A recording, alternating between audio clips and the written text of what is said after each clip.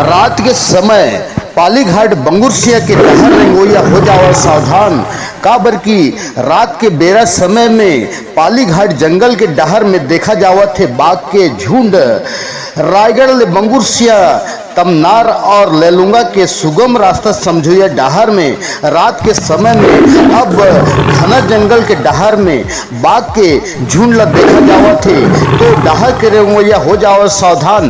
काबर की घना जंगल के क्षेत्र ले बाघ के ग्रुप हर अब डहर कोती मंडरावा थे, जहां जान माल के घलो नुकसान हो सकत थे।